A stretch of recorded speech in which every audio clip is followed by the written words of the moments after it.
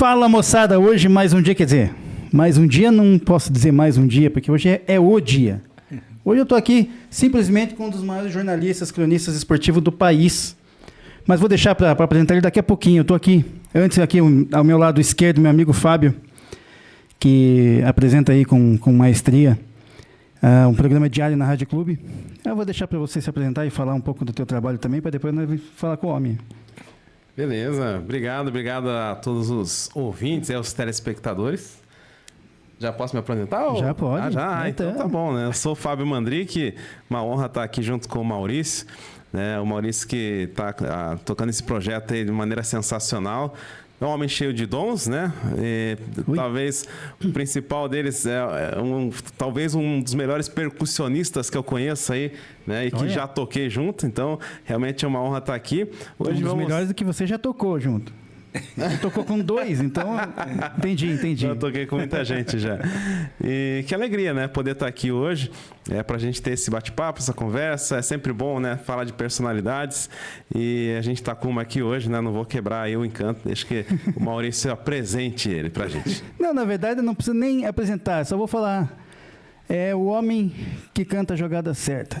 E já vou começar assim, seu Valmir. Seu Valmir Gomes. Como começou? De onde surgiu esse bordão? O homem que canta a jogada certa aqui. Acho que é a cara do homem. Bom, boa noite. Obrigado pela presença, Valmir. O pessoal lá da técnica, né? Isso, é a Ládio. E eu quero dizer para ti que o foguetinho foi quem inventou. Nós estávamos indo para um torneio início em Guarapuava, em Maringá. Nossa. Estava eu, o Luiz Augusto Xavier, o Foguete, o Josias, e tinha mais o pessoal do som, né? Que foi a equipe toda para lá, porque era um sábado e domingo, né? Para disputar o torneio início. Naquele tempo tinha torneio início.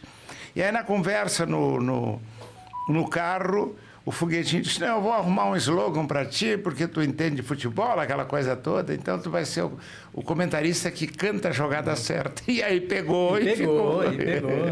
E assim, ouvindo o seu Valmir, é realmente isso, né? A gente tem a noção, quando o senhor entra ali para cantar aquela jogada, para comentar a jogada logo que aconteceu ali, na nossa mente realmente vem exatamente, depois a gente vai ver na TV, é exatamente o que o seu Valmir falou.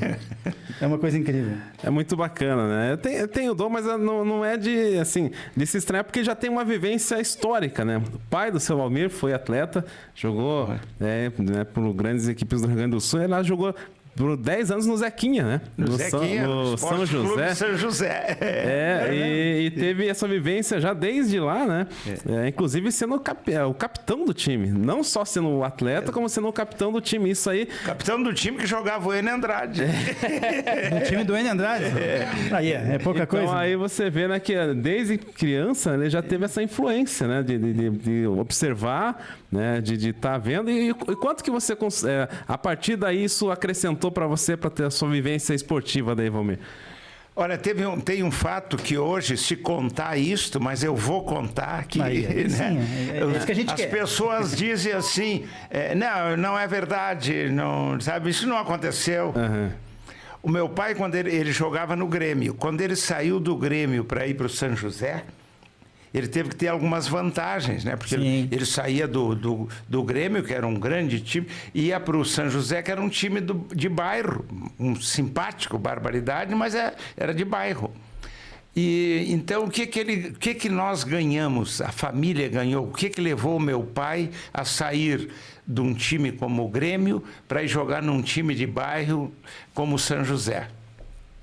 Nós éramos muito pobres lá em Porto Alegre, e naquele tempo os pobres lá em Porto Alegre, eles se reuniam, 2, 3 famílias alugavam uma casa e chamava-se de casa de parede meia, e as 3 famílias ou as 2 famílias moravam na mesma casa. Sim. Entende? E o São José ofereceu para o meu pai uma casa mobiliada, com luz, com água encanada, sabe? Com banheiro, só para a nossa família. Isto fez o meu pai sair do Grêmio, que era um gigante, para ir para o São José. Só que nós tínhamos, nisso tudo, nós tínhamos uma série de compromissos. O que eram os compromissos? Naquele tempo não se treinava tanto quanto hoje. Se treinava 2 vezes por semana, né? E tinha o dia do jogo. E os compromissos eram a minha mãe lavar todo o fardamento do São José. Nossa. Tá?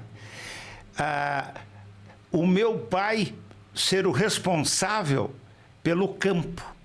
Então, o capitão do time, que era o meu pai, mas eu, o meu irmão e o meu avô, nós cortávamos a grama do campo do São José, nós pintávamos o campo nos dias de jogos, um dia antes ou na manhã do jogo, sabe? E nós mantínhamos o estádio, que não era muito grande, limpo. Isso era a nossa parte, sabe? Se disser hoje que um capitão de um time qualquer, que a família dele lava o uniforme e arruma o campo, os caras vão dizer, isso é história, né? E você com que idade você estava nessa época? Eu tinha uns 8 anos, de 8 a 10 anos, sabe? E eu e o meu irmão, o gramado era cortado com uma máquina. Sim, então, sim.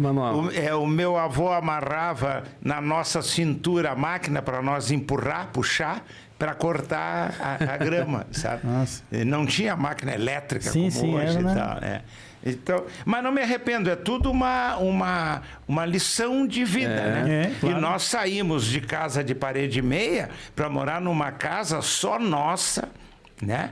Com água, com luz, né? Com tudo que era, com um banheiro só para nós, né? Então era o bônus e o ônus, né? Então para um time menor. Né? Agora a minha mãe foi uma heroína, né? Porque tu imagina lavar 2 vezes, 3 até por semana todo o material. Naquele tempo não tinha máquina de lavar roupa, era no tanque, no punho. Rapaz, hein? Imagine. Aliás, as dificuldades já desde que você nasceu, né? Porque você nasceu em 1941, o ano da principal enchente de Porto Alegre. Isso, você lembra alguma coisa disso? Ou te falam alguma coisa a respeito disso? Bom, primeiro que todos os que nasceram em 41, eu nasci em março, a enchente foi em maio, quer dizer, 2, 3 anos depois. Nós morávamos próximo do Guaíba, porque o meu pai trabalhava numa fábrica de vidro. Naquele tempo, o jogador de futebol trabalhava. Sim. Né? Então ele trabalhava. Mas o quê? Você joga porque futebol, hoje ele mas só joga. Não trabalha, não? É igual a gente como músico, né? Você toca o que lá, mas de trabalho, o que você faz? É verdade. É verdade. Aí ele trabalhava na fábrica de vidros e a fábrica de vidro era próximo do Guaíba. Sim, então ele alugou uma casa para morar próximo da fábrica, né? E aí deu a enchente de 41 e eu saí pelo teto da casa, o corpo de bombeiro veio nos pegar, eu e a minha mãe, pelo teto da casa, para nós ir para um outro bairro onde não tinha enchente.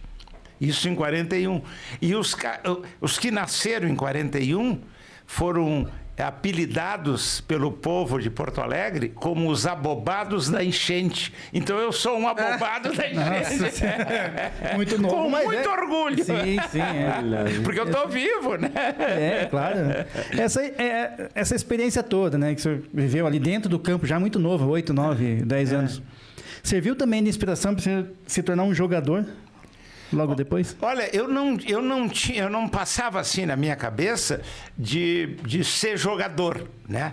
Mas eu estava tanto no meio, tanto eu como meu irmão. O meu irmão, ele trabalhou durante 10 anos no Internacional. Ele começou sendo massagista do São José, auxiliar, e foi para o Internacional e ficou 10 anos no Internacional. Nossa. No departamento de futebol. Sabe? Não só como massagista, mas ajudando em vários segmentos, né, do departamento de futebol. E eu não tinha essa ideia, né? Mas aí, quando nós saímos de dentro do campo para morar numa vila que foi construída pelo Getúlio Vargas, porque naquela época, com esse problema de habitação, o Getúlio governo federal, né? Ele fez uma vila para os comerciários e uma para os industriários.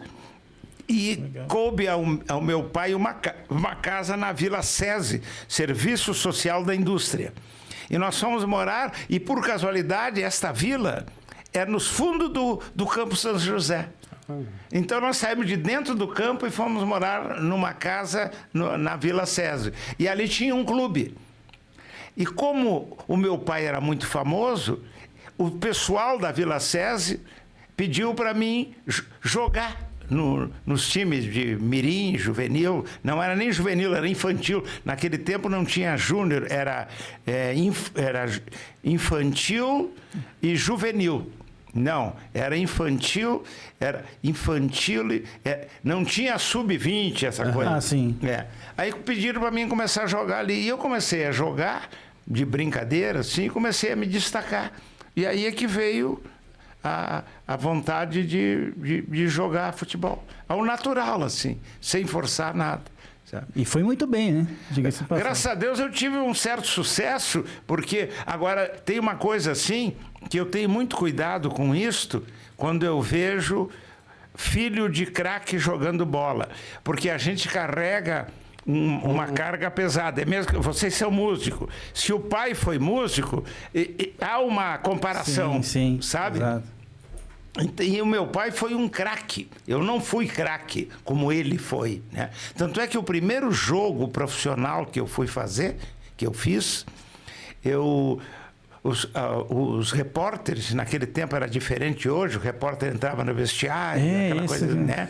E aí um repórter, o Lauro Quadros, ele vem e pergunta para mim, fala me dando força, assim, né? Me levando para cima, né? Porque era um jogo contra o Internacional. E o Internacional sempre teve time bom, né? E o lateral direito, o ponto esquerda do Internacional era o chinesinho, que foi um grande jogador, sabe? Tanto é que fez mais carreira na Europa, naquele tempo, do que no Brasil. Ele jogou ele saiu de Rio Grande, veio jogar em Porto Alegre, no Inter, foi para o Palmeiras e do Palmeiras foi para a Europa. E aí foram perguntar para mim, o Lauro Quadros veio perguntar para mim, vem cá, hoje tu vai marcar o chinesinho, hein? que era o craque do interior que vinha jogar na capital. E tu te acha melhor ou pior que o teu pai? Eu digo, não tem nem comparação. O meu pai é craque. O meu pai, eu estou iniciando uma carreira e tal, né? Mas sempre tem essa cobrança, né? Porque o pai foi muito bom, porque o pai foi jogador de seleção do Rio Grande do Sul, né? Seleção gaúcha. Sim. Então sempre teve essa cobrança. Então eu vejo quando é um filho de ex-jogador, por exemplo, os filhos do Lela, eu sempre tinha um carinho para levar isso, porque eu sei o peso que eles carregam. Sim. E muitos não dizem nem o nome do cara. Tu é o filho do Lela, tu não é o fulano, tu é o filho do Lela, né? Mas, graças a Deus, o tempo que eu joguei, eu não posso me arrepender de nada. Depois eu vim para Curitiba, porque eu comecei a trabalhar numa empresa multinacional, Companhia SKF do Brasil, Rolamentos, a maior empresa de rolamentos do mundo, uma empresa sueca. E lá eu aprendi muita coisa em venda, em ter condição de atender o cliente, uma coisa. Isso eu estou falando em década de 50, início de 60. A empresa já tinha 13º, 14º e 15º. Que é isso? Dava material, roupa para nós, dava alimentação. Isso era uma coisa que não existia naquela época, sabe? E eles me ensinaram muito. E aí um da empresa se desligou da empresa e veio botar uma empresa de rolamentos aqui. E me convidou. E aí eu digo, olha, eu já tenho quase 10 anos. Quando tu tinha 10 anos na empresa, naquele tempo, tu tinha dobrado todas as regalias que o governo dava. E o sueco, que era o gerente, mas tu vai perder essas regalias? Eu digo, mas o salário é 3, 4 vezes maior e já era bom, né? na SKF. Aí eu vim para cá. Então, a gente já vai falar de quando o senhor esteve aqui, mas um pouquinho antes, né? O senhor até falou aí dessa empresa, né, de rolamentos, mas o seu primeiro emprego foi com preparação física e não de jogadores, né? Não foi de jogadores, foi um outro tipo de atleta. Aí conta pra gente. Eu não tô sabendo dessa. O que tá acontecendo que eu não sei? Não, ele falou uma coisa que eu falo de brincadeira, mas é verdade. O meu filho, Robson Gomes, ele é preparador físico, claro. E graças a Deus dos melhores, né? E eu tenho outro filho que é cozinheiro também e de ponta, sabe? O Roger, e uma filha que trabalha mais na área social, sim. Sabe? Então, e todos eles, graças a Deus, fazem muito bem o trabalho deles, né? E eu fui, o Robson, eu sempre digo, o Robson foi preparador físico porque ele puxou a mim, porque eu fui preparador físico de galo de briga. Sério? Eu preparava. Porque o galo, naquele tempo, tinha briga de galo de briga. Tinha rinhedeiros. Era comum, né? Era comum. Era legalizado, hoje é proibido. Sim, não, hoje não pode, né? Sim, naquele tempo podia. E o meu avô era galista, que é o que chamavam quem é de galo de briga, né? Quem cria galo de briga. Sim. Então, eu ia nos rinhedeiros. Os rinhedeiros é quase um teatro paiol, só em menor número. Mas era bem igual ao teatro paiol. Uma arena, assim. Uma arenazinha, E o pessoal à roda. E jogando 10 no galo tal e 20 no galo tal, sabe? Isso era... Eu me criei nessa fase. Agora, para o galo chegar àquela condição de disputar uma briga, que a gente pensando hoje, é uma coisa triste até, né? Porque dois animais quase se matando dentro do rinhedeiro, né? E a gente não acenava para isso naquele tempo. Exato. Sabe? E aí, para ele chegar àquela condição, ele tinha que estar bem preparado. E o meu avô me pagava umas gorjetas para mim treinar os galos. Ele me ensinava como treinar. Sim. Tinha os passeadores, então eu tinha que andar com o galo para lá, o galo para cá, tinha que soltar, levantar o galo e soltar para ele pegar força nas pernas, sabe? Então tinha uma porção de... E eu que fazia isso, sabe? E aí depois o meu filho veio ser preparador físico, aí na verdade mesmo. Mas aí quem foi antes foi seu amigo. É verdade. E aí é interessante que daí chega essa fase da vida que a gente vai chegando perto dos 18 anos, é hora de servir o exército. E Valmir não queria ir pro exército. Por que você não queria ir pro exército, Valmir? Eu não queria e achava que não podia ir porque eu era o que sustentava a família. Sim. Sabe? Porque houve uma desavença e naquele tempo isso era uma coisa do outro mundo. Houve um problema familiar e o meu pai se separou da minha mãe, sabe? E ele se separando da minha mãe, ele foi morar na fronteira do Rio Grande do Sul com o Uruguai e Argentina. Sim. Eu fiquei meio de arrimo da família, porque eu ganhava bem na SKF, sabe? Então eu não queria servir, porque aí a minha família não ia ter o ganho, né?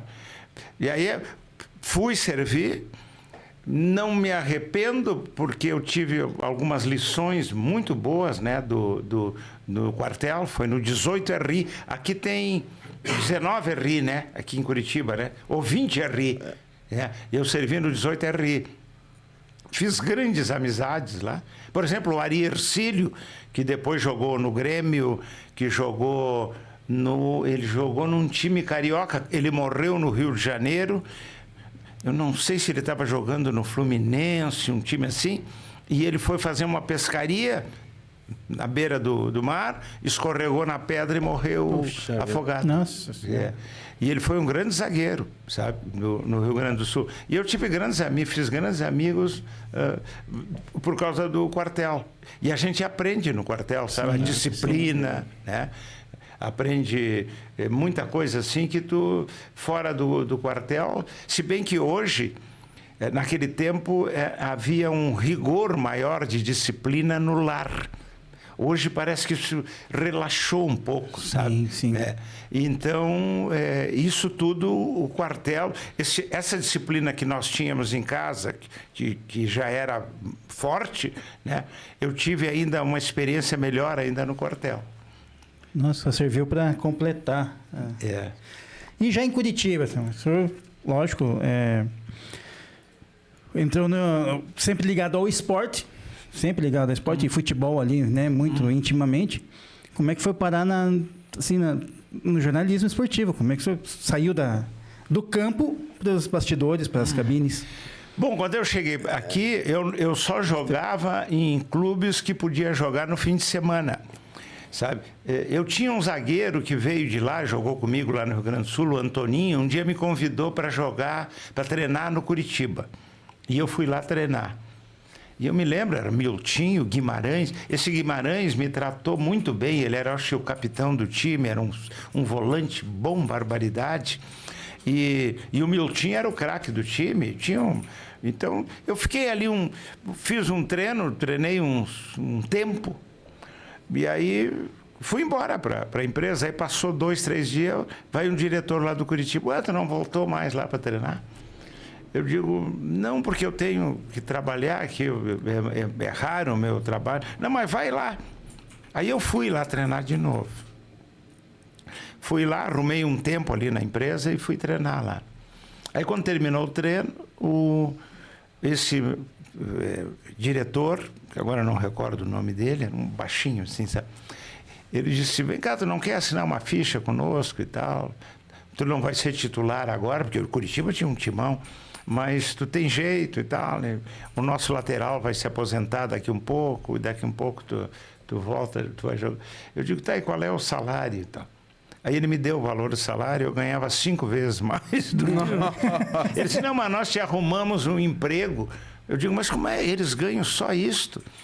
Ele disse, não, eles têm um emprego também. E a grande maioria dos jogadores era isso, né? O Atlético era mais no governo, o Ferroviário era mais na rede, o Curitiba era mais também em secretarias, essa coisa toda. Mas aí eu não ia soltar o emprego que eu tinha garantido para ser reserva lá e tal. Então, depois joguei, assim, em alguns clubes amadores, né? Sim. Joguei em Santa Catarina, ia no final de semana jogar lá. Joguei no Real, era um time muito, muito famoso que tinha aqui. Eu joguei um tempo lá com o Valdomiro Haut. E em outros clubes que eu joguei em Pinhais, aqui em Pinhais, tinha o Grêmio Pinhais, era Grêmio Pinhais e eu não me lembro o nome do outro, mas era 2 Pinhais. Então eu vinha jogar aí no final de semana, casa cheia, era muito bom jogar aqui em Pinhais. E era diferente a cidade, hoje é uma metrópole, Pinhais, né? Mas naquele tempo era uma cidade assim, do interior e tal, né? Mas o povo me tratou muito bem. É uma coisa que não casa, né? Porque eu tento... Essa parte da história não casa, assim, não fecha a conta. Porque ele está trabalhando numa grande empresa e está jogando, fazendo aquilo que ele tinha prazer em fazer esse final de semana. De repente, ele aparece num cabine de rádio e, lógico, de TV, no cronismo e no jornalismo esportivo. É um lapso assim que parece que alguém dormiu em 2 anos. Mas então eu vou te falar outra coisa, porque não é só isso. Desculpa, então. Se você for na Rua 15, lá no Foto 15, você encontrar o Valmir Gomes. Na Foto 15. Ele sabe mais da minha carreira. Não, mas tudo tem uma razão de ser, né? Aí eu cheguei em Curitiba, aí casei, aí veio os filhos, e esse lado familiar, ele pesa muito no teu lado profissional, né? Porque às vezes tu não pode fazer o que tu quer profissionalmente e jogar fora ou fazer alguma coisa, porque tu tem a família, né? E quando começou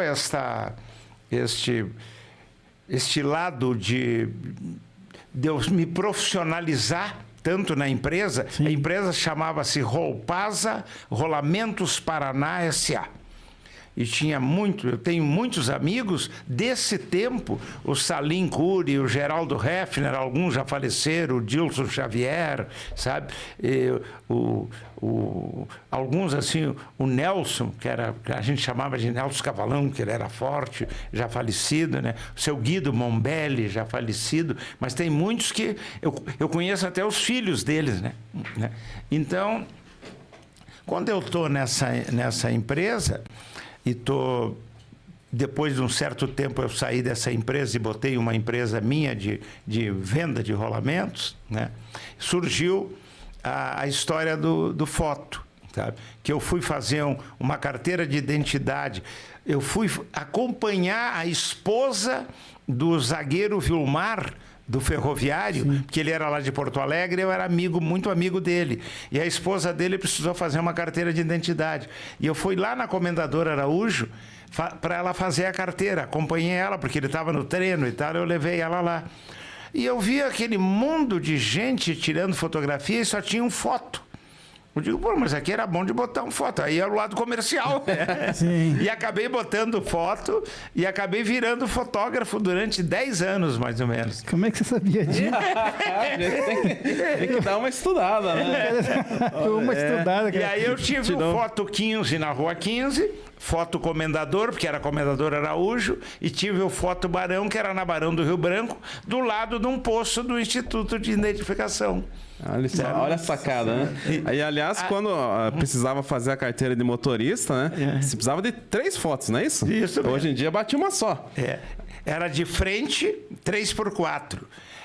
2x2 de frente e de perfil 3x4 também. Nossa. E aí já eram 3 fotos para embolsar ali. E aí vai, vem. E aí, nesse meio tempo, eu tinha uma empresa de venda de rolamentos também. Uma empresa lá do Rio Grande do Sul, Pampa S.A. Rolamentos, me convidou para mim ser o representante deles aqui. Como eu já tinha trabalhado com rolamentos muitos anos, eu tinha os fotos e tinha a minha empresa de venda de rolamentos. E neste período, eu conheci o Foguetinho e o Josias.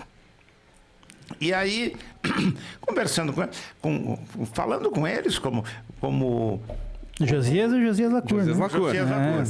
E aí, falando Paulo Mosman, o Foguetinho. Com eles sim, e tal, sim. Um dia eu disse assim para eles, olha, eu vou botar... Eles me procuraram para botar um anúncio na rádio da empresa de rolamentos. Aí eu disse que ia conversar com o pessoal do Rio Grande do Sul e deu certo e eu botei o anúncio lá. De repente, o Foguetinho e o Josias viam que eu tinha... O Munir Caluf era muito meu amigo, o pessoal do futebol e tal. Aí o que aconteceu? Um dia tem uma Atletiba. E naquele tempo não é como hoje.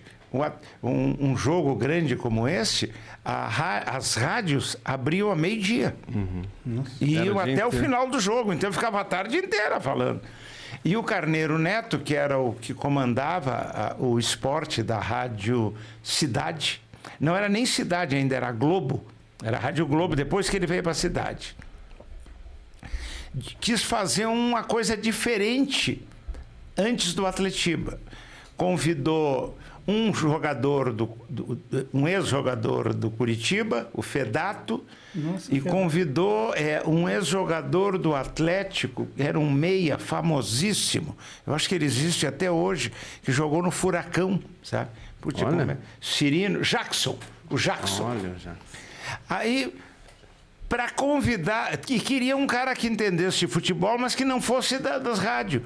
O Josias me convidou para mim ir lá falar um pouco de clássico e tal, porque eu conhecia o Rio Grande do Sul, aquela coisa toda. Fui lá. Eu, o Jackson, o Fedato. Ficamos 1 hora conversando sobre clássico, sobre futebol, antes de começar o jogo. Quando começou o jogo, foi a primeira vez que eu fui nas cadeiras do Curitiba. Aí fomos sentar ali na cadeira do Curitiba, quando dá o intervalo do jogo, o Josias vem e diz assim, olha, Valmir, o Carneiro quer que depois do jogo tu vá lá em cima, que ele quer falar contigo. Eu digo, tá bom. Aí eu pensei, eu fiz algum erro, disse alguma bobagem que o cara quer me cobrar, né? Porque eu não tinha intimidade com o Carneiro que eu tenho hoje. Quando terminou o jogo, eu fui lá. Aí ele disse, olha, Valmir e tal, você quer... Eu queria que tu desse uma ideia de como é que tu viu o jogo.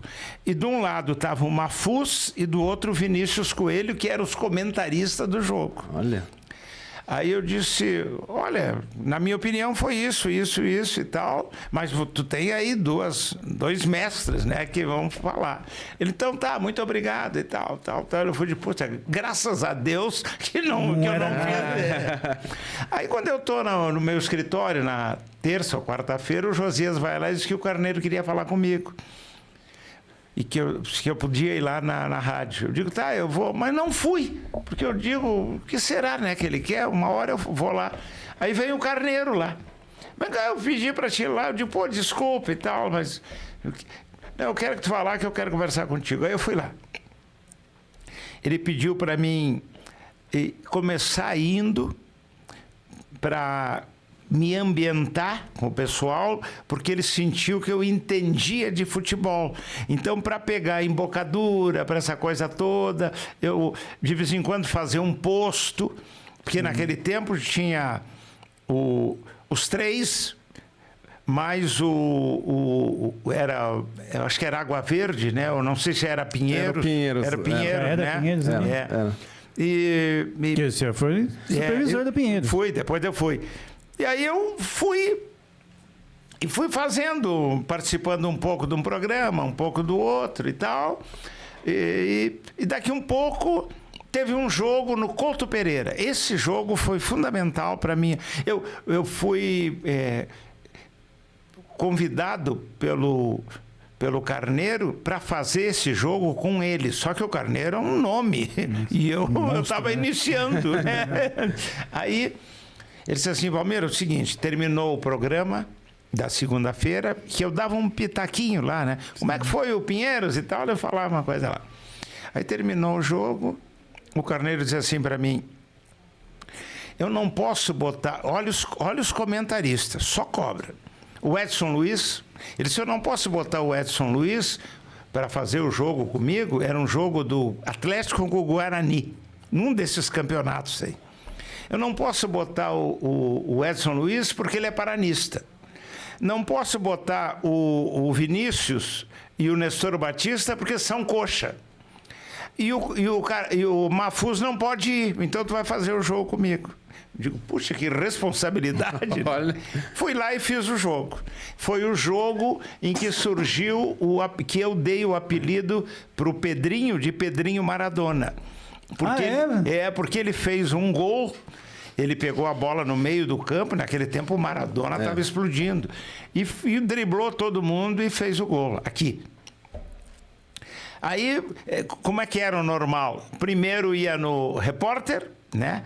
E depois vinha no comentarista. E o Carneiro, o Carneiro encheu a bola do Pedrinho e tal, vai pro repórter, o Mário Henrique enche a bola do Pedrinho, porque o gol foi um golaço mesmo. E aí vem para mim. E eu digo, olha, o que tinha que ser dito a respeito do gol já foi dito pelo Mário Henrique e pelo Carneiro. Me resta dizer o seguinte, foi um golaço. Foi um gol de Pedrinho. Foi um gol de Pedrinho Maradona. O Carneiro adorou e já, no mesmo jogo, já. E a bola com o Pedrinho Maradona e Pedrinho Maradona. e o Pedrinho na hora, né? E o Pedrinho virou Pedrinho Maradona e, graças a Deus, sabe, ele se tornou um grande jogador, né? Ele já era, né? E se tornou um craque, foi jogar em tudo que era time. E hoje ele é um treinador de muito sucesso. Então, esse foi... Aí vem... Agora que vem o importante da história. Tu tem que ter sorte na vida e tu tem que ter, assim, tu tem que estar na hora certa, no lugar certo. E preparado, né? Não adianta, também, porque não está preparado, não adianta vir a sorte. Aí vem o jogo da volta era lá em Campinas, só que aí não era eu que ia em Campinas, era o Mafuz, porque o trabalho que ele fez em São Paulo ele já voltou. Vem o jogo de fim de semana, tem o mesmo debate na sexta, e depois do debate o Mafuz diz: eu queria uma coisa, eu queria que tu me explicasse uma coisa, como é que foi o jogo aí? Eu digo: não, o jogo foi assim, assim, assim. Peguei um papel, disse: o jogo foi assim, o fulano assim e tal. Eu digo: se o Atlético fizer isto aqui, ele não perde lá. Aí ele disse: eita, pegou o papel, botou no bolso, foi para Campinas. Foi para Campinas. Olha, pouco malandro. Foram lá. Não, mas se a gente troca, né? Troca ideia, troca músico, troca também com o outro, né? Pega o partido do Ele outro, vai lá, faz o jogo, o Atlético classificou. Vem o debate de segunda, mas eu não estou sabendo de nada, né? Não tô... Veio o debate de segunda, terminou o debate de segunda. O Mafuz disse: Carneiro, faz favor aqui, eu quero falar uma coisa aqui, perto dos outros. Ele não sabe o que ele me ajudou naquele dia falando o que ele falou para o Carneiro. Ele disse assim: Carneiro, a rádio ganhou um comentarista, porque ele me chama de Nego Valmir. Ele disse assim: porque tudo que o Nego falou, tá aqui o papel, ó, que tudo que ele disse aconteceu lá no jogo. E ele disse que se o Atlético jogasse dessa maneira, o Atlético ia ser classificado. Então nós temos mais um comentarista aqui. Um ano depois, eu era o primeiro comentarista, porque um saiu, o outro foi não sei para quê, o outro mudou de rádio, e eu fiz aí anos e anos junto com o Carneiro. Tu vê, tem que ter sorte, né? Também, tem que ter. O senhor falou ali do debate de segunda, tinha esses programas. E assim, um motivo assim, até de emoção para mim, falar que o senhor participou assim, para mim, não sei se para você, para mim, tá? Do maior programa esportivo, acho que do Paraná até hoje. Né? Que foi uma mesa redonda de domingo. Que me trouxe uma frustração muito grande, porque eu nunca ganhei o kit de café da massa. Nunca? Toda noite, nunca domingo. ganhou. Agora vem a pergunta. Você ligou, mandou? Não liguei, não adianta. Todo domingo eu ligava lá. Ficava esperando até meia-noite lá. Então eu te prometo, eu vou falar com o Fernando Gomes pra te mandar um kit de café da massa. Aí, ó, pronto. Eu já vou aproveitar o gancho também, faz uma pontezinha pra nós lá, seu amigo, pra trazer o Fernando aqui. Fernando é referência nossa aqui. Não, mas claro, vou falar com ele. E ele é acessível, eu sei que ele é muito gente boa. Ele é gente boa, da melhor qualidade. Mas antes do Fernando, né? Era o Lombardi Júnior que comandava. Ali naquela época você já estava já na mesa redonda. Não, eu quando cheguei pelas mãos a convite do Fernando. Do Fernando já. Do Fernando, porque a CNT fez uma mudança, né? E trouxe, eu acho que o Galvão Bueno, né? Sim, sim. 92. 92, Exatamente. E aí eu não estava lá. Quem estava era o Fernando, o Sicupira estava. Eu acho que o Edson Luiz estava, mas aí perdeu espaço por causa que entrou o Galvão. O Galvão, lá e tal. Eu sei que eles fizeram uma equipe e veio o pessoal da clube, o narrador. O Edgar Felipe chegou aí. Não, o narrador, o famoso da clube. Fugiu o nome. Que era o Ulisses Costa também, que participou também um tempo, né? Não, antes.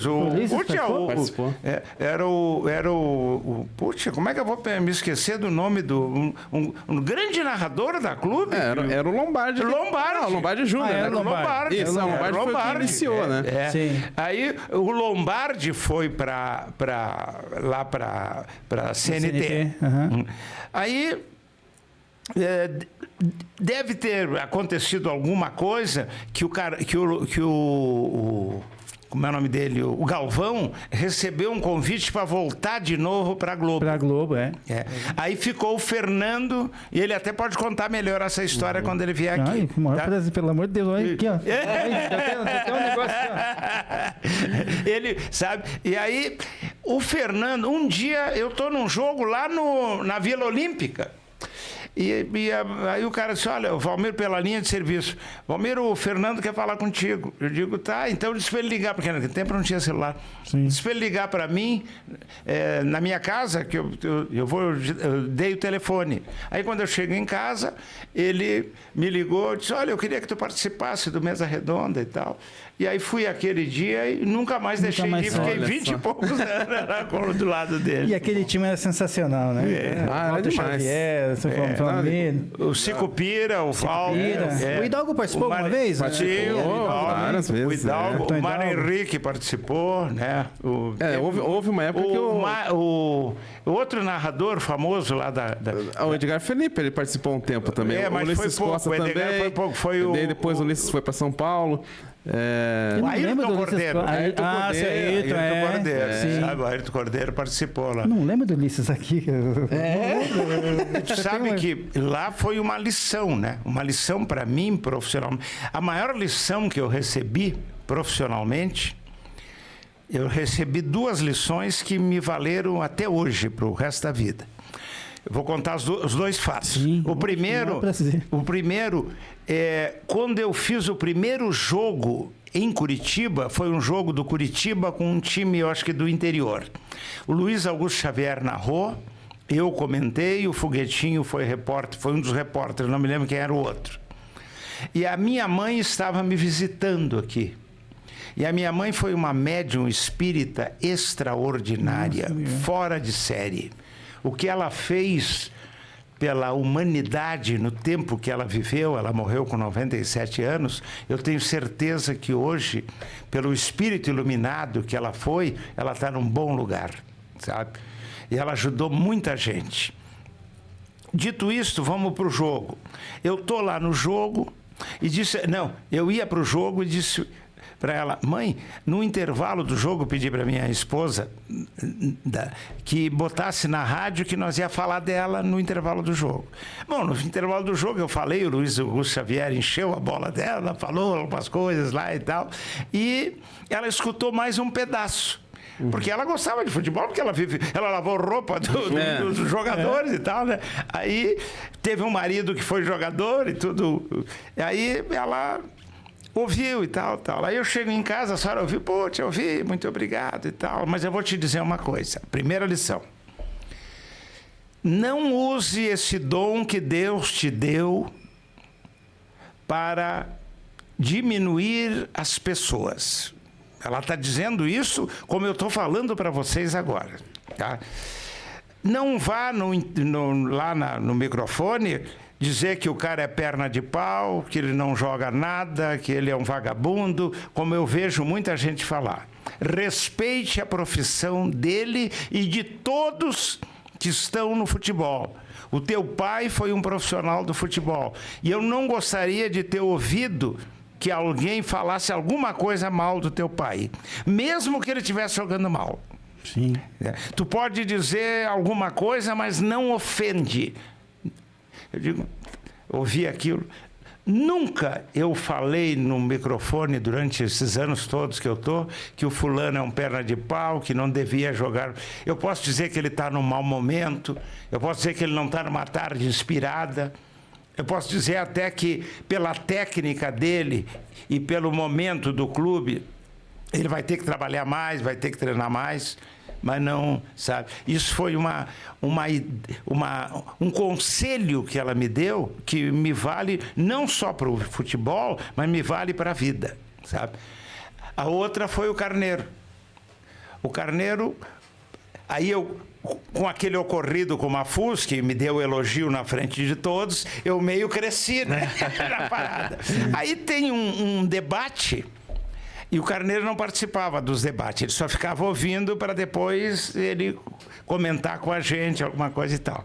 Tem um debate, eu conto uma historinha e todos eles dão risada. Aí vem não sei o que, eu conto outra historinha e todos dão risada. Eu sei que no debate eu contei umas 3 ou 4 histórias, e eles se divertiram com as histórias engraçadas do futebol. Aí termina e tal. E eu tô inflado, né? Porra, esses cobra todos estão rindo do que eu tô contando. O Nestor Batista, o Mafuso, o Vinícius, o Edson. Pô, eu tô no céu, né? Termina, o cara do som me diz assim: o Carneiro quer falar contigo lá na sala. Eu digo: tá bom. Eu digo: vai me encher a bola, né? Aí eu cheguei, ele disse: senta aí, Valmir. Eu digo: pois não, Carneiro. Vem cá, tu virou palhaço agora? Eu digo: não, porque... Vem cá, tu tá começando agora. Tu sabe o que comentarista vende? Comentarista vende conhecimento e credibilidade. Tu tem conhecimento de futebol. E tu tem credibilidade na praça, mas tu tem que ter credibilidade com o ouvinte. Agora, se tu ficar fazendo piadinha toda hora, tu vai perder a credibilidade.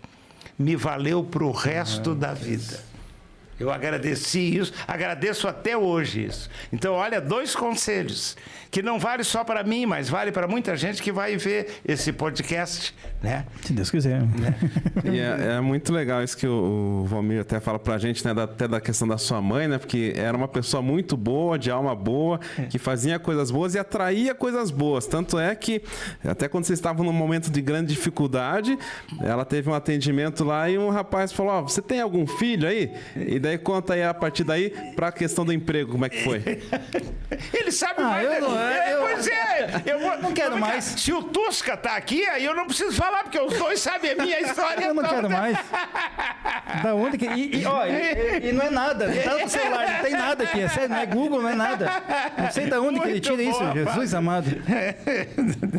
O ocorrido foi o seguinte: tu falou do rapaz que chegou lá e perguntou para sua mãe, né, tem algum filho não, aí? Não, foi assim. A minha mãe, ela se tornou uma pessoa muito conhecida no bairro pelas assistências sociais que ela fazia. Sim. Sabe? Como ela era médium, ela dava passe nas pessoas, ela dava conselho, ela se tornou uma conselheira daquela região toda onde nós morávamos lá. Então era muito comum as pessoas irem lá para perguntar alguma coisa para minha mãe, para se aconselhar com a minha mãe.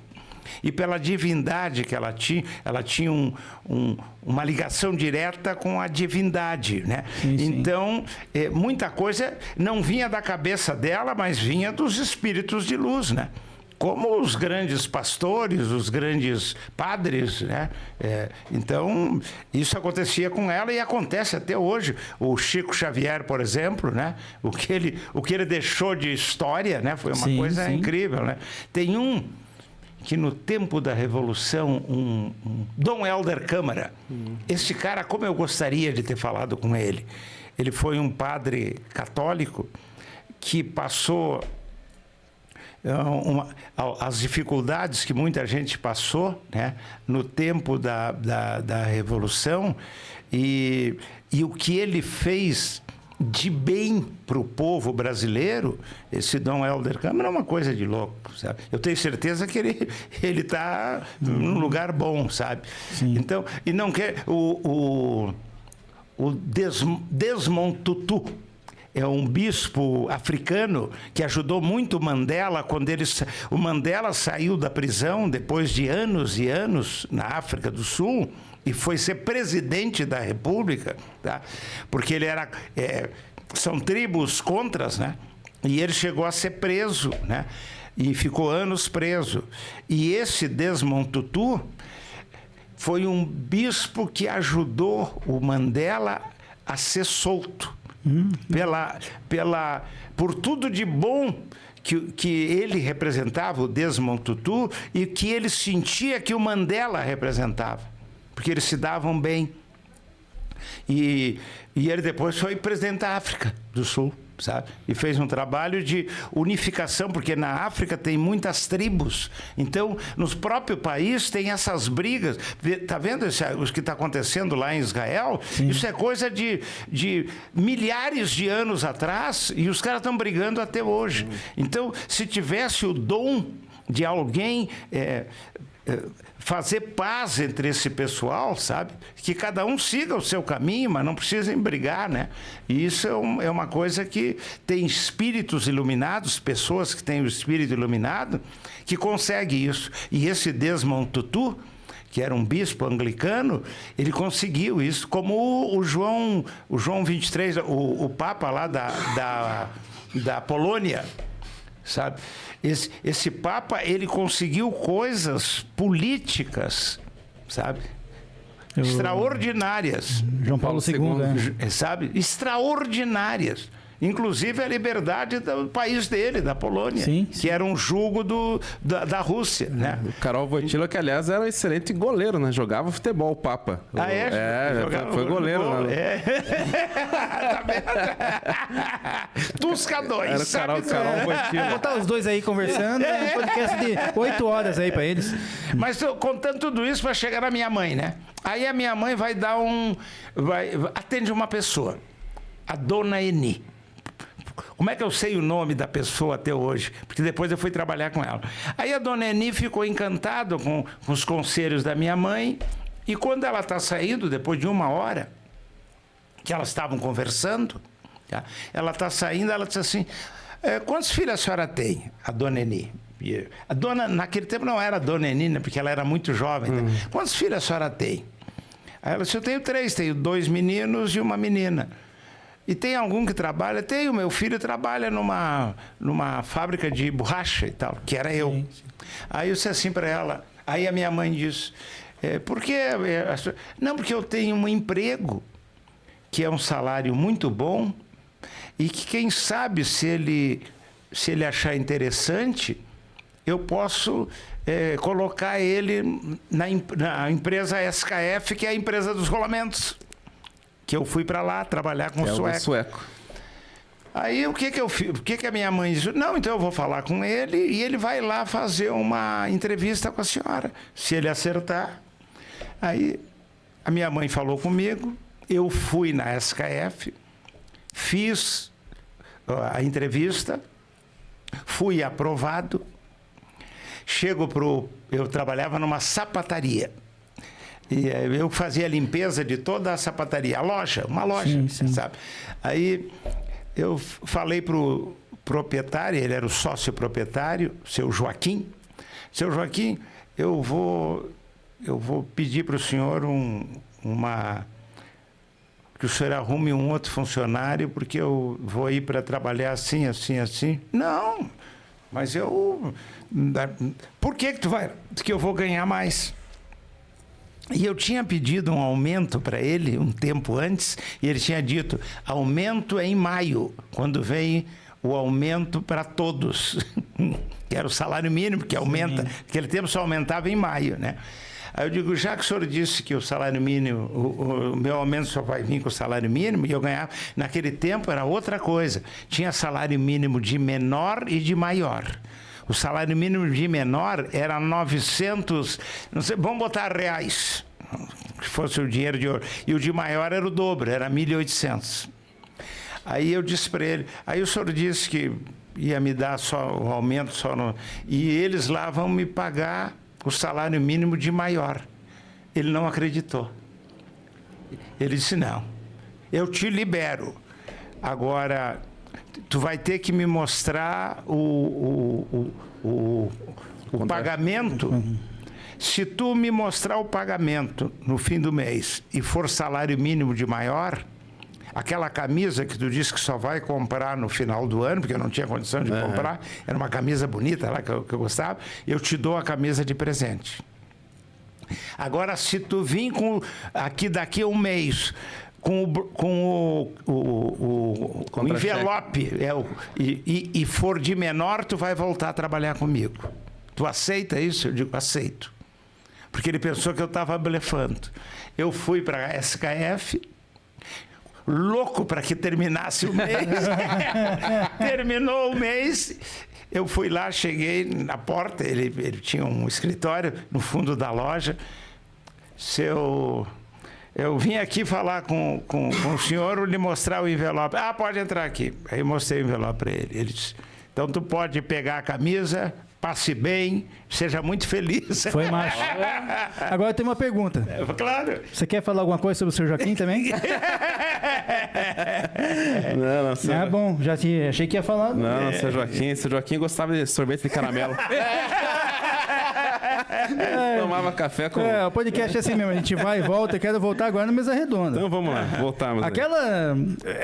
tinha muita treta do Walter Xavier com o Fernando. Sim. Como é que ficava depois do programa aquilo? Que o seu família é sempre mediador, né? É um pacificador. Depois do programa, todo mundo ia jantar, não tinha nenhuma rusga assim depois? Olha aqui, ó. Vamos falar das pessoas que mais trabalharam lá comigo, né? O Adilson Arantes e o Dorival Crispim, que é os internos, é o Aládio. É o Aládio, exatamente. Até hoje, amigos, até hoje. Tá?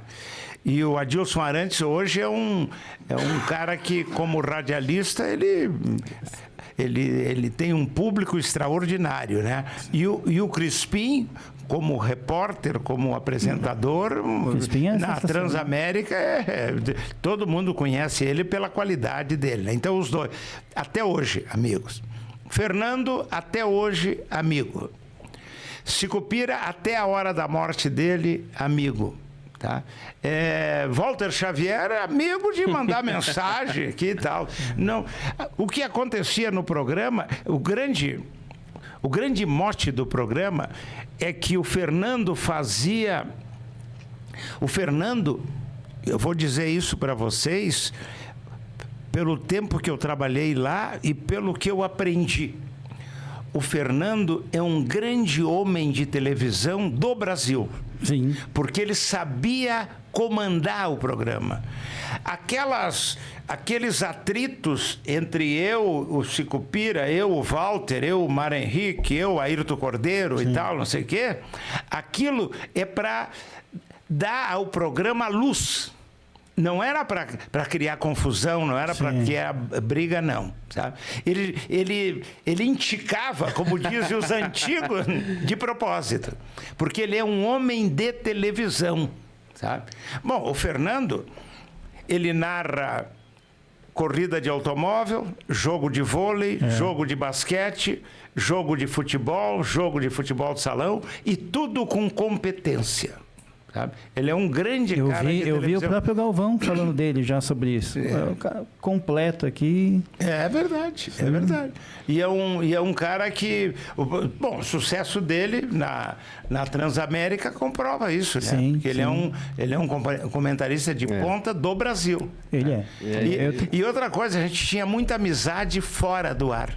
Eu, por exemplo, fiquei amigo do Sicupira até o dia da morte dele, mesmo quando eu não trabalhava mais com ele, nós éramos amigos, sabe? Com qualquer um deles. O Walter é um dos grandes amigos que eu tenho, a família do Walter. O Dico, que jogou futebol de salão muito bem. O Nedo foi um craque. Sabe o que não levou o Nedo para a seleção? Posso contar uma do Nedo? Deve. Ele vai ficar pé da vida, mas não tem importância. Ele que vem aqui depois. Ele que vem aqui desmentir. Quero ver. Aí, Nedo. O Nedo jogava tanto que ele saiu daqui e foi para o interior de São Paulo, lá para aquele time 15 de Piracicaba, eu acho. Um daqueles times grandes lá do interior de São Paulo. Ele jogou tanto no Campeonato Paulista que o Tele levou ele para o Palmeiras.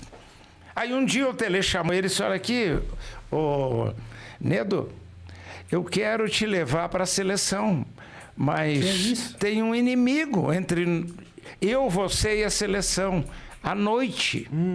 Então... dá um time na noite. Quem eram os grandes amigos do Nedo em São Paulo? O Sócrates. Casagrande. Sócrates, aí como é que vai? Aí complica, né? Um dia aqui eu conversando com o Sócrates, veio na CNT, numa das Copas do Mundo. Veio ele e o Serginho fazer os programas aqui. Então nós saía de noite. Olha quem é que saía. Eu, o Sicupira, o Sócrates e o Serginho. E pra segurar. Aí nós fechava o bar. Uma história atrás da outra, né? Sim. Aí o Sócrates nos disse assim, mas cadê o Neto? Eu preciso falar com o Neto. Eu digo, não, ele estava treinando um time fora aí, né? Eu digo, não, ele não está aqui, senão eu traria ele aqui. E ele viria. Então o Neto, ele não foi para a seleção porque a noite não deixou. Nossa, porque futebol ele tinha. Né? Hoje... E gente da melhor qualidade. Família dele. Tem um outro guri, o filho do Dico. O Dico foi um craque também, que é irmão do Neto de futebol de salão. E o filho dele também, o Vinícius, jogou muito futebol salão e jogou muito futebol. E teve uma falta de sorte, sabe? De não jogar em time grande, porque futebol eles tinham. Família, né? Família. O Walter jogou no grande time do Ferroviário, né? Jogou depois... Não, mas a gente jogava, eu sou sobrinho do Amaury, do Atlético. Ah, do Amaury? Sou sobrinho. Ah, poxa. E aí a gente, na pelada de mato, eu ia jogar com ele, jogava com o Walter. O Walter de goleiro, mas pegava tudo. Isso mesmo. Pegava tudo. Eu disputei um torneio de dupla de pênalti contra Walter Xavier e Ademir Alcântara. Nossa! E daí tava eu e o Digão, amigo meu, que inclusive tá nos Estados Unidos, né? Pode acompanhar, porque hoje em dia a internet permite. Ah, vai sim. Cara, e a gente conseguiu eliminar os dois, cara.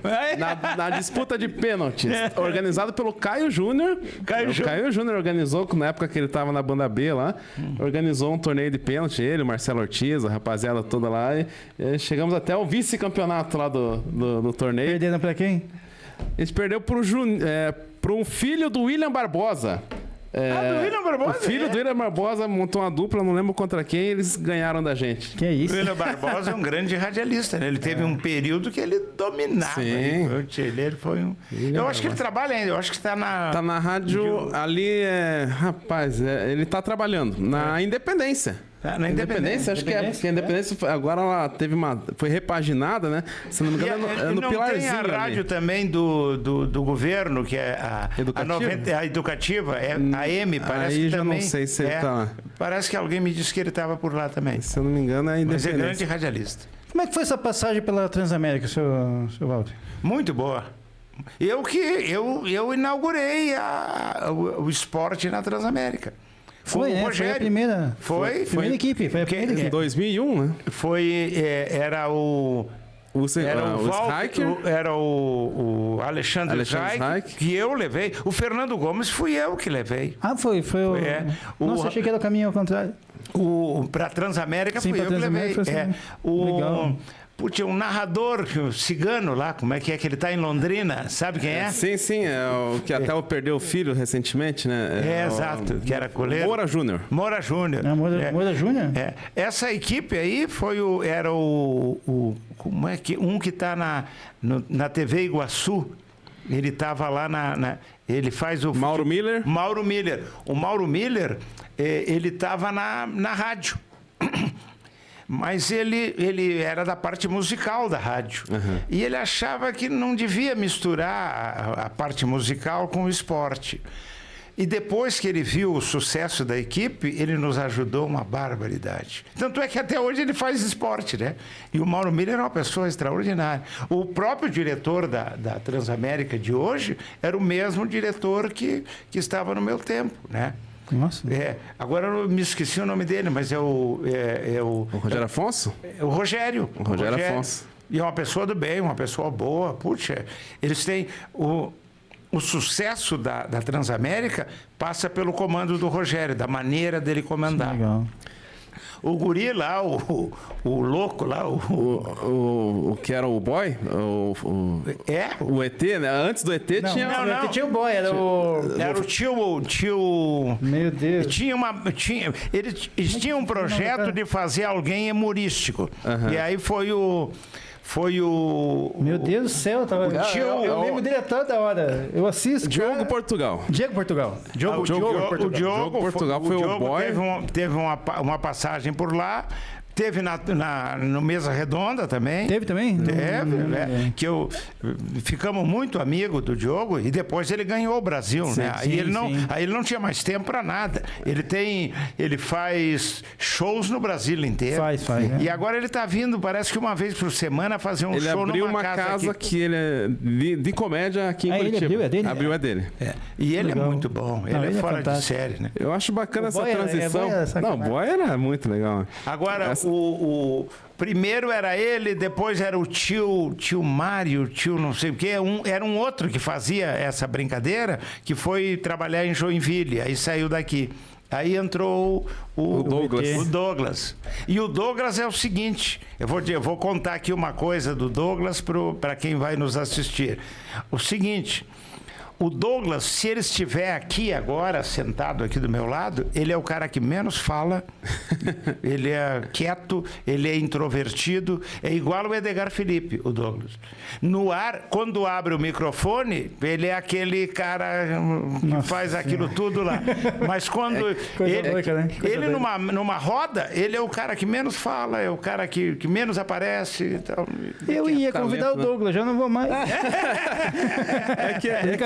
É que ele não é piadista, né? Só que assim, ele tem essa cara da hora. Ele tem as tiradas, né? Então, assim... é um profissional na área dele de mais alto nível. E um baita músico, né? É músico também? Sanfoneiro. Sim, tem muita gente que vem de fora e ele que acompanha, principalmente os gaúchos. Caramba. Ele é bom. Tu toca bateria, né? Sou baterista. E tu? Trombonista. Trombone. Eu tenho um neto, o Matheus, que também é metido a bateria. Como é aquele Carrone? Carrom, é. E ele, sabe com quem é que ele toca seguido? Com o Henry Xavier e com o Serginho. O Serginho Cabeção. Serginho tá Sério? direto ali no bar do Caio Júnior, né? Exatamente. Pô, temos que trazer o Serginho. Serginho é sensacional. Também, né? Aí ele já traz o violão, já toca uma Já viola. vamos fazer uma boa, Serginho. Serginho. E ele Você me deu muita alegria, mas me deu muita dor de cabeça também. Qual é o teu time? Eu sou paranense, seu. Mas ele começou lá. Começou não, essa foi a fase da alegria. Agora, que time que era aquele? O gol do Serginho foi contra o Grêmio, né? Aquele que ele marcou no estádio. Saída de bola do Olímpico goleiro. lá. Como é o nome do goleiro? Putz, agora já vai falar. Do Paraná, que foi anos, o Regis. O Regis. O Regis pegou a bola, deu pra ele, quase na intermediária dele. Ele foi até o gol. Ele foi conduzindo, na hora que o goleiro saiu, ele por cima. Golaço. Aproveitar, qual foi o maior jogo que o senhor acha que comentou, que o senhor presenciou? Tem, assim, um maior jogo assim que o senhor... Não, tem alguns assim que marca. Por exemplo, tem um jogo Atlético e Palmeiras na Velha Arena. Velha, eu nem sei se não é a velha, é a primeira obra. Era a primeira obra. No tempo do Farinhaque. 1996. Vai se catar. Tá vendo? Aí tem um jogo, o Palmeiras voando com Vanderlei Luxemburgo, Djalminha, e o centroavante, o famoso, que foi para a Itália depois, o meio atacante, poxa, como é o nome dele? Agora trabalha na televisão. Jogou. Que era para ele jogar. Amoroso? Não é. Edmundo. O Edmundo. O Edmundo voando, sabe? O Edmundo, eu acho que naquele ano, ele tinha que ser o melhor jogador do mundo, porque, putz, ele jogou bem no Vasco, barbaridade, jogou bem no Palmeiras. Bom, aí estão esperando uma derrota do Atlético. Sim. E aí tá eu e o Carneiro, mais o Mário Henrique, não me lembro quem era o outro. Putz, depois eu quero falar do Serginho Silva. Nossa, e do Remite Sô. Me cobre. Que é isso? Vamos falar do Remite Sô. Aí, olha só. Aí nós estamos lá fazendo o jogo. E para encurtar a história, o Atlético ganha o jogo. É que o Palmeiras vem de uma série invicta, né? Eu acho que estava 2-0 e no finalzinho o Edmundo fez um gol, sabe? Foi 2-1, eu achei esse jogo. Era Leomar e mais um outro que joga, que agora é presidente do Guarapuava, um outro, Alex, eu acho que era o Alex. uma meia cancha marcadora, e tá bom, o Atlético ganhou. Esse jogo, e tem do Curitiba com o Flamengo, que me marcaram por coisas, às vezes, extra-campo. Aí, veja só, ganhou o jogo, uma festa na arena. Putz, o Atlético, um time médio, ganha do Palmeiras, que estava voando no Brasil. O Atlético subiu da segunda divisão aquele ano. Aí, eu e o Carneiro vibrando e tal, não sei o que, e eu falando e contando umas histórias e tal. Termina o jogo, aí o Carneiro diz assim: Valmir, vamos festejar essa vitória lá no Mauro da Napolitana. Que o Mauro é Douro, é um dos dois, é casado com a filha do Douro, eu acho que ele é sócio também da Napolitana. Então vamos festejar essa vitória. Eu digo, vamos mesmo, vamos sair daqui, vamos para Napolitana, porque esse jogo merece ser festejado. Bom, terminou o jogo e tal, né? O Carneiro foi para casa dele, eu fui para minha casa. Aí eu tô lá em casa, toco o telefone, não era celular, era telefone. Oi, Valmir, tudo bom? É o Mauro. Ah, Mauro, tudo bem? Vem cá, tu não vai vir aqui, tu e o Carneiro? Tá lotada a casa aqui perguntando por vocês e vocês não vêm. Eu digo, pô, nós fizemos só uma sacada. Então vocês estão convidados para vir aqui a hora que quiserem e tal. Então esse jogo marcou. Mais um do Atlético que marcou. Contra o time que ele disputou a final, do interior de São Paulo ali. Bragantino. Não. Bragantino não. São Caetano. São Caetano. São Caetano voando também. E o Atlético. Aí os dois chegaram à final. Aí o Atlético joga o primeiro jogo aqui, né? Sai perdendo, e aí o Alex e o Kleber, né? Deus me livre, né? Uhum. Que dupla. Olha, quem não viu não sabe o que perdeu. O Atlético teve Paulo Rink e Osés, e teve Alex e Kleber, e teve antes Nilson Borges e Sicupira. E sabe por que eu vou dizer isso? Ainda teve o Washington e Assis. Porque o Nilson Borges na esquerda e o Sicupira aqui. 50% dos gols do Sicupira, medito isso pelo Sicupira, foi de jogada do Nilson pela esquerda, que ele já sabia onde vinha a bola. Tá? Então tu vê as coisas do futebol. Aí o Atlético sai perdendo. Não sei se de 1 ou de 2-0. E vira o jogo e passa para 4 ou 5-2. Termina o jogo. Uma coisa de louco na arena. Termina o jogo, os caras vai todo mundo pro vestiário, a torcida não sai do campo e começa a cantar o hino do Atlético e aplaudir. E leva uns 5 minutos. E aí volta o Atlético e fizeram uma festa como se o jogo tivesse terminado naquele momento. Aí eu disse, isso aqui não é uma arena, isso aqui é o Teatro Guaíra. Porque no teatro é que o ator e a atriz se despede e volta, né? Sim. E aí, então esse jogo me marcou barbaridade. Nossa, bem legal. Aí teve 2 do Curitiba também, que assim, rapidamente falando. Pode falar, que aqui vai ficar bem feliz. Aqui é coxa branca. Um contra o Flamengo. E o Flamengo voando, né?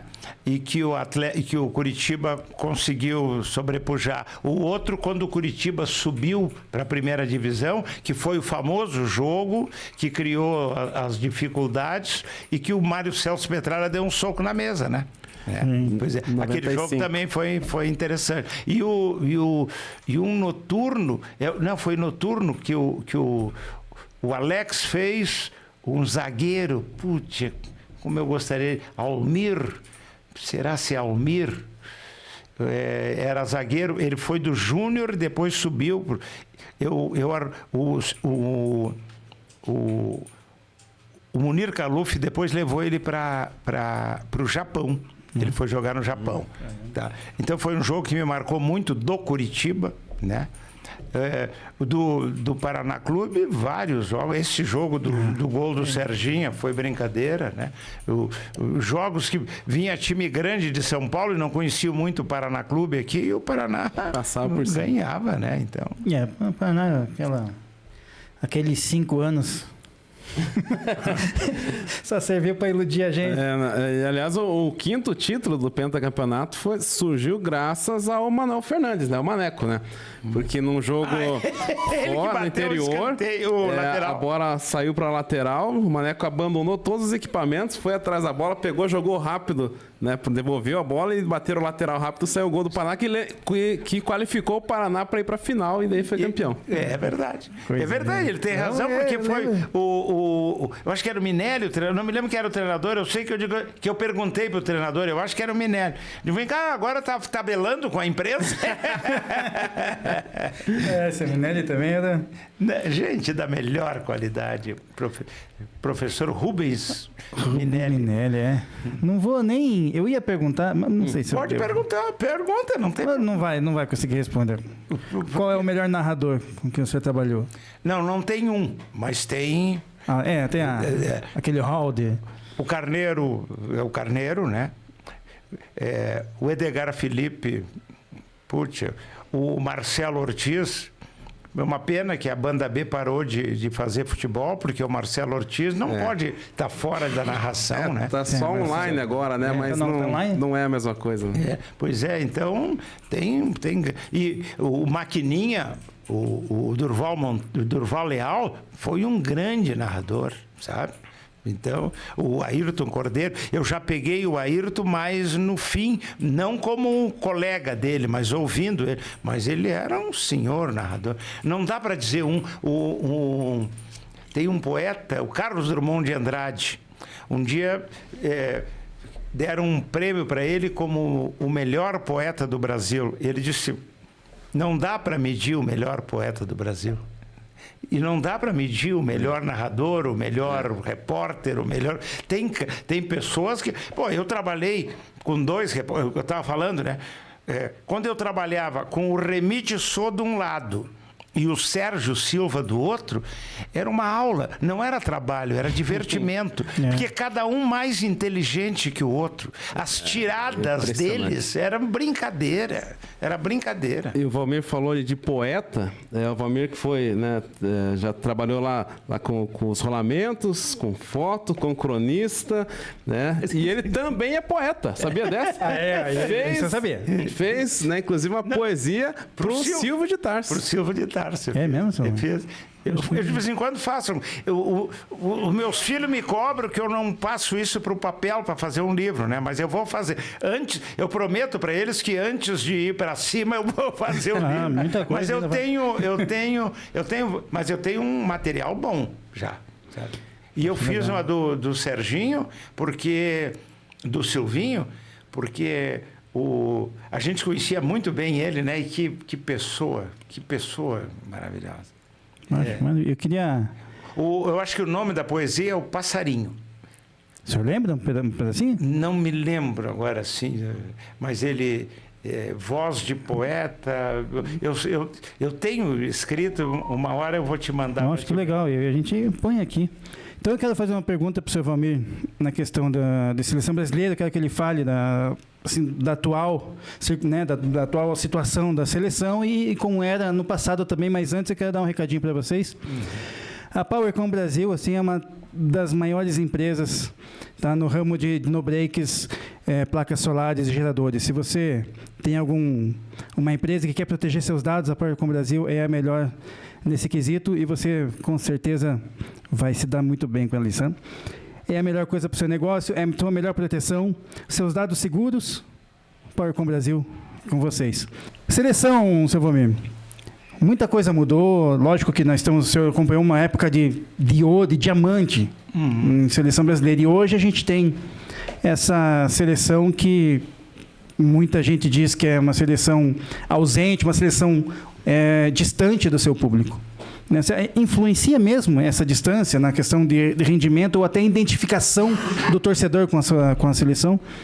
Tu falou uma coisa, o brasileiro perdeu a identificação com a seleção na medida em que 90% ou mais de jogadores convocados não é do teu time, não é do teu time, não é do meu time, sabe?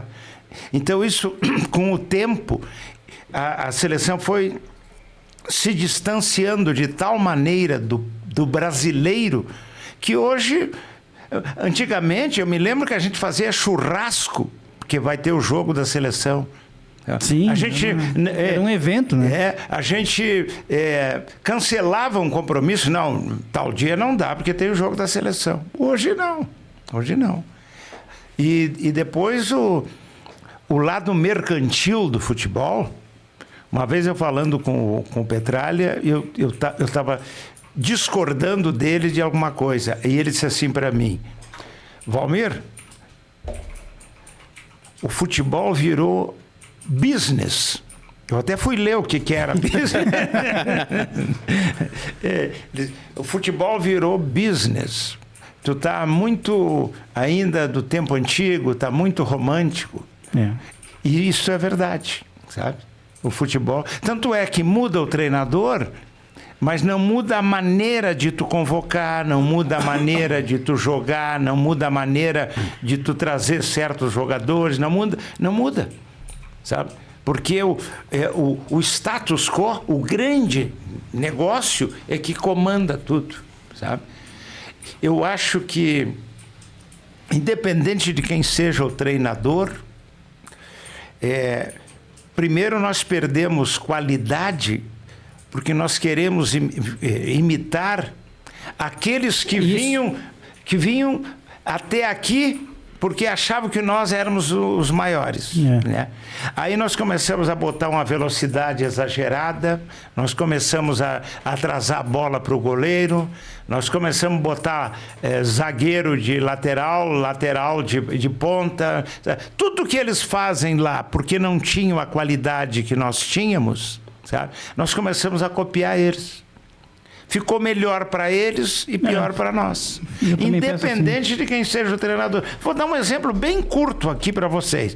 No último jogo da seleção, o Rodrigo e o Vinícius Júnior, os dois pelo lado esquerdo do campo, ninguém pelo lado direito, mas ninguém mesmo, tá? Por quê? Porque a maneira de jogar moderna, porque não sei o quê, mas para aí.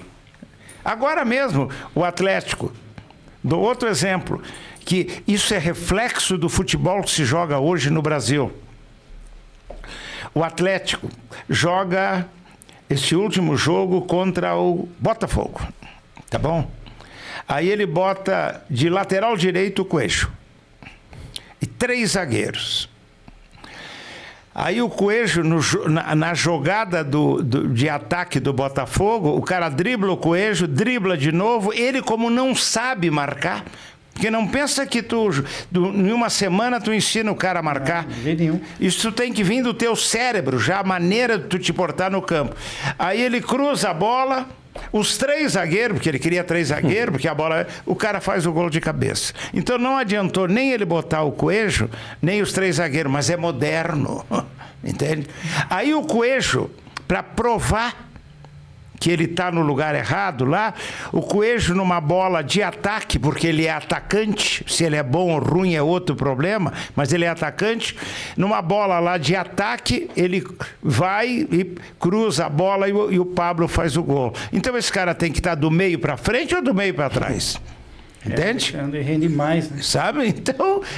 Então, esse modernismo do futebol, esse jeito de jogar com o goleiro... Olha aqui, eu sou do tempo que o goleiro tinha que ser bom com as mãos, não com os pés.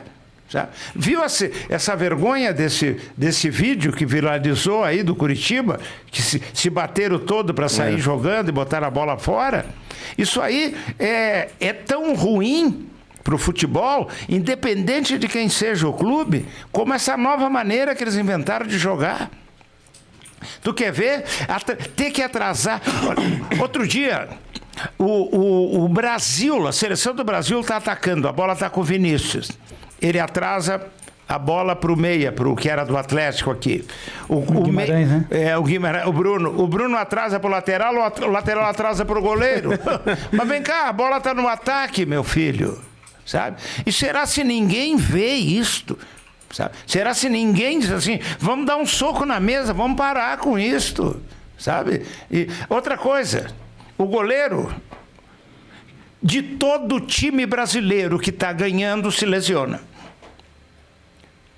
Se o teu time está perdendo, ele não se lesiona. Mas se está ganhando, ele se lesiona 3, 4 vezes para parar o jogo. Para aí. Para aí. Tá muito na cara. Eu vi um jogo no YouTube, agora tava zapeando. E um jogo uma reprise da seleção de Master do Luciano Do Vale, daquele time deles. Pô, Rivelino, Zico, Cláudio Adão. Pô, mas os caras levavam cada sapatada, com 40 anos, caía, levantava e vamos pro jogo. Vamos, né? Os caras, os moleques com 20 anos, aí dá só pro cara, o cara tá deitado. E me diz qual é o que sai de maca e vai pro vestiário. É raríssimo. 99% o cara levanta da maca e vai jogar. Tá louco. Isso que o Valmir falou. Isso tem que vir do clube. Entendeu? Sim, é uma filosofia do clube, né? Tem que vir do clube. Olha aqui, ó, vamos jogar, meu filho. Vamos jogar. Tem que ser assim. Uma das maiores injustiças que eu vi recentemente, até isso que o Valmir falou da questão dos novos goleiros, né, que tem que jogar com o pé, foi o Vanderlei, goleiro do Santos, uma fase sensacional, extraordinária, né? Tudo para ser convocado ali, chegou o São Paulo no Santos, não, meu goleiro tem que jogar com o pé. E aí o Vanderlei, que era excelente com a mão, foi pro banco de reservas e acabou o Vanderlei. É verdade. Porque o goleiro não foi feito para jogar com os pés. E outra coisa tu vem de uma maneira de atuar, tu toca, tu vem de uma maneira de tocar, tu tem um exemplo de alguém. Sim, Aí daqui um pouco, não, está errado, tu tem que recomeçar tudo, aí tu nem faz nem bem o de agora, nem o de lá. Ainda mais numa seleção que você tem 2 dias, 3 dias de treino. Exatamente. Como é que vai fazer? O tempo é exíguo e aí tu quer inventar? Tem que ser o feijão com arroz. Nós ganhamos com feijão com arroz. Não tem... Assim, vamos desocupar o tempo do seu Valmir também, né? Vamos ficar aqui até amanhã contando história. Tá, só fazer uma colocaçãozinha antes. Tá bom.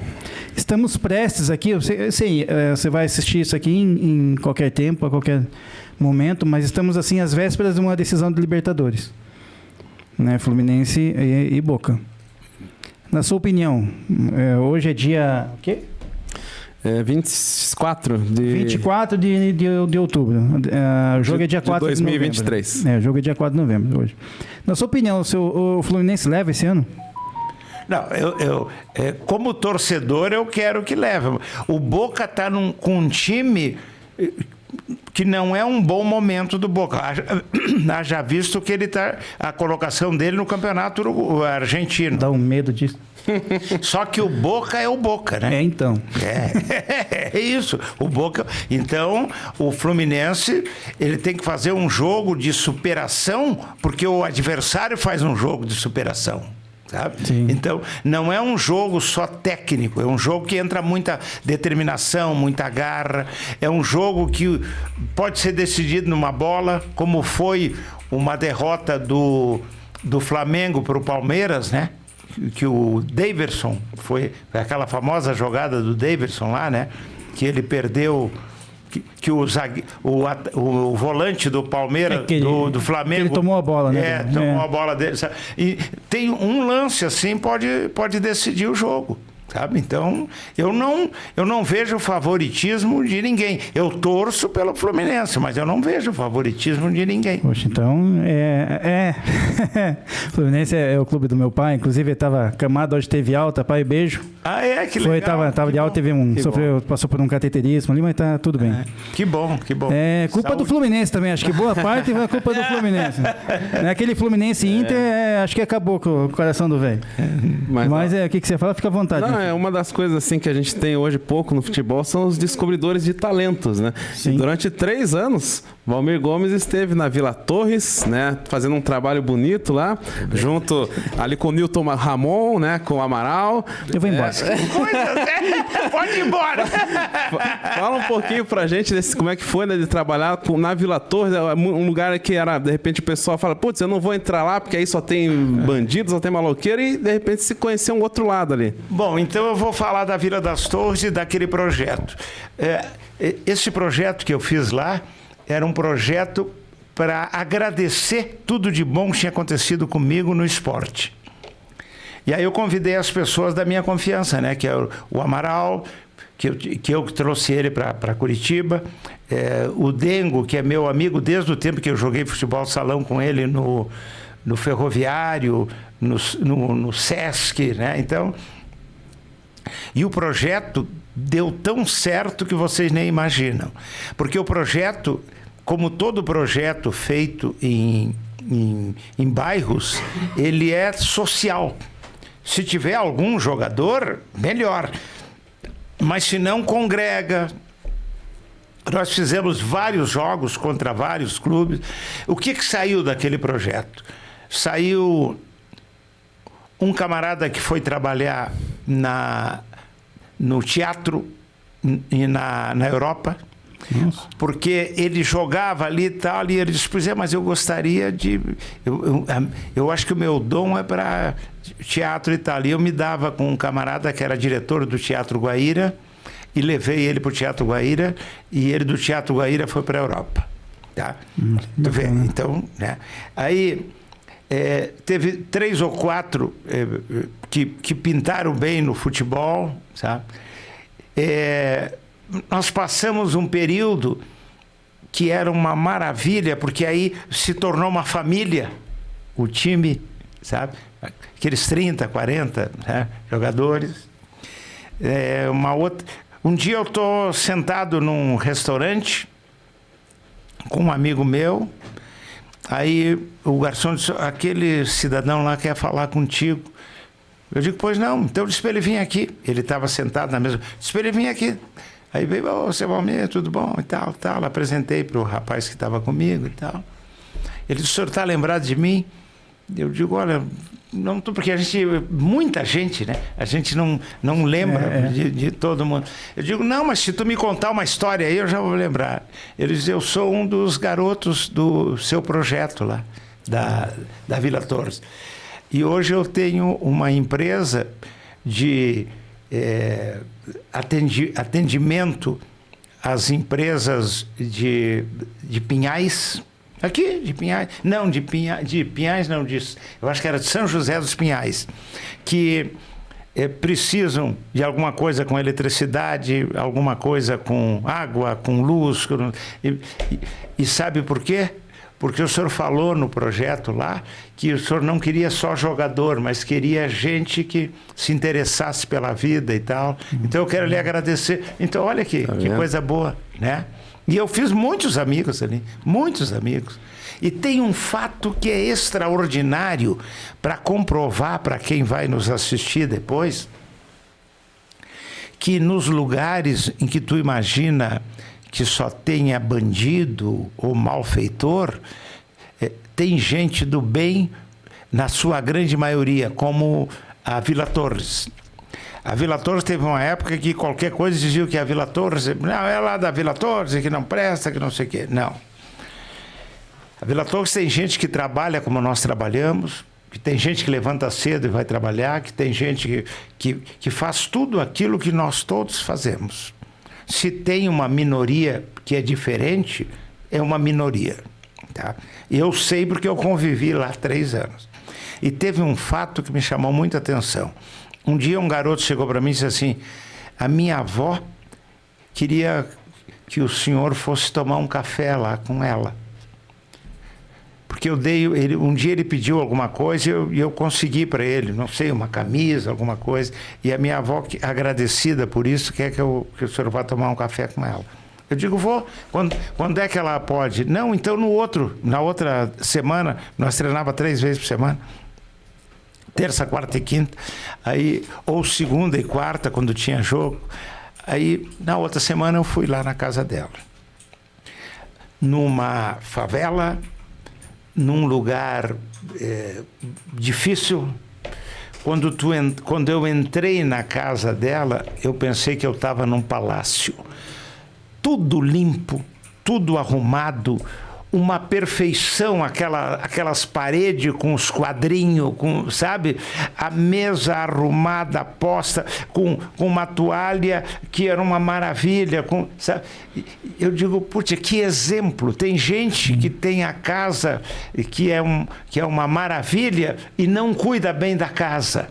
E ela ali no meio daquele local, com dificuldade de água, com dificuldade de luz, com dificuldade que não tinha tanto asfalto. Hoje tá aí, tem bastante asfalto no meio da vila lá. Né? Naquele tempo não tinha.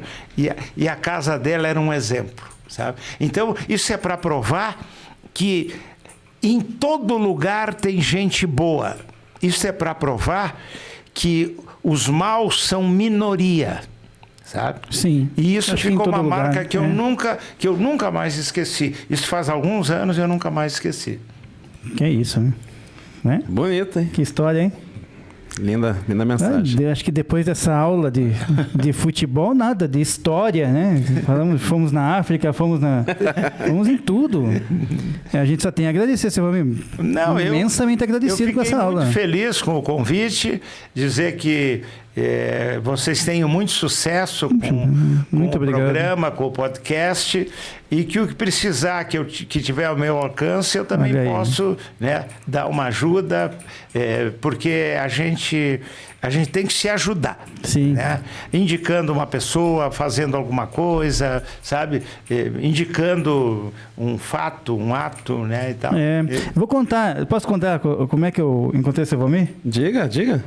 Ele mora perto de casa. Ah, é? Daí eu fui almoçar um dia, eu olhei assim, eu falei, nossa, eu fiquei todo acanhado. Falei, será que eu falo com o seu Valmir? Será que eu não... Eu sou igual. Ele tava, sabe, mas na simplicidade, que comendo assim. Eu falei, eu vou falar. Não vou falar, não. Ele tá comendo, deixa ele comer.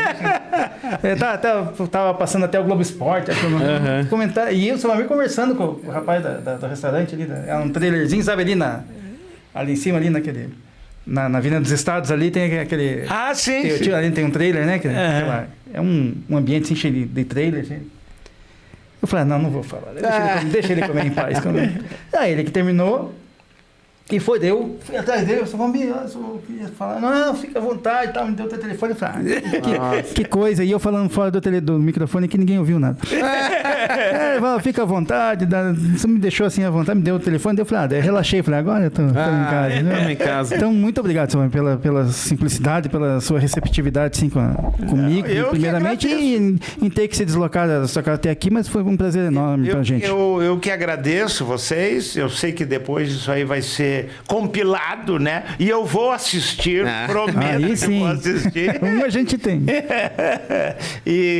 E que vocês tenham muito sucesso, tá? E que essa vida aqui, ela parece longa, mas ela é curta e é passageira. Então a gente tem que fazer amizade, tem que tratar as pessoas bem, sabe? Essa é uma marca que eu peguei da minha mãe e do meu pai e vou seguir até o fim, né? E com isto... a gente conquista amizades. E a gente não faz nada sem amizades. Maravilha para mim. Na hora H, aquele que a gente menos imagina que pudesse ajudar a gente é que vai ajudar. É o que ajuda. É verdade. É isso mesmo. No sinaleiro, quem dá o dinheiro pro homem é o Fiat 147, não é a Mercedes. É verdade. Não é? É verdade. É isso. Fabião, obrigado, cara. Mais uma vez, você é um amigo querido, mas a gente sempre tá junto, seu Fabião. Muito obrigado. Muito obrigado. Obrigado mesmo. Até a próxima, se Deus quiser. Até a próxima. Que é isso? Quer falar alguma coisa mais pro seu mãe? Tem alguma outra história? Da primeira vez que o seu amigo amarrou o cadarço, aquele cadarço amarelinho que ele comprou no seu Zé, da rua Capiberibe, número 2. Não sei? Não, só tenho a agradecer aí do convite também. Foi muito bom passar essa noite. Tá assistindo, a gente gravou à noite, né? E foi uma alegria, né? Partilhar dessas histórias, né? É muito legal, né? Quando a gente tem uma experiência tão bonita de vida assim, sendo trocada com a gente, né? Dando de experiência. Então, fico muito feliz pelo convite, né, Maurício? Obrigado eu. Precisando também, pode assim, convocar. Você tá convidado pro próximo Gomes, que a gente vai fazer uma ponte com o seu Valmir para trazer o Fernando. Deixa que eu falo com ele e depois falo com você. Olha aí. Aí ficou bonito, Tá bom. Seu Valmir, muito obrigado mais uma vez. Sinta-se... Eu que fico feliz abraçado e homenageado aqui por esse humilde programa, mas que vai crescer. Estamos no caminho. Mas claro que vai crescer, sem dúvida nenhuma. Tá bom. Só para finalizar, o senhor tem... assim, catalogado em quantas homenagens e o senhor já teve ao longo da... E premiações? Bola de ouro. Não, eu já ganhei várias bolas de ouro, já ganhei melhor, desde lá do tempo da Sônia Nassar, né? Soninha. Eu já ganhei muitos prêmios aqui, fora daqui, né? Uma vez eu tive que ir a Brasília, sabe, para receber um prêmio, outra vez eu fui em Brusque, sabe? Com o Alexandre Reich ainda. Olha aí. E... Não foi de moto, né? Ele gostava de andar de moto. Gostava sim. E eu não tenho... Mas tem, assim, algumas coisas que te marcam, né? Por exemplo, eu ser cidadão honorário de Curitiba e cidadão honorário de Paranaguá é uma coisa fantástica, sabe? Não é para qualquer um. É. E tu sabe que, às vezes, um simples ato te marca tanto quanto uma festa extraordinária, sabe? Sim. Não é pela grandiosidade da festividade e tal, né? Mas é pelo momento, às vezes quando a gente... Por exemplo, aqui nós ficamos 1 hora e pouco aqui e parece que passou em 5 minutos. Nossa, é verdade. Cada um conversando, contando história, né? E tal. Isso é melhor. Ele fala com uma humildade, né? Fui cidadão honorário de Paranaguá, mas foi ovacionado em plena estradinha, né? O estádio do Leão da estradinha, sim, lá sim. que inclusive está sendo aí leiloado, né? Deve ser... Parece que agora...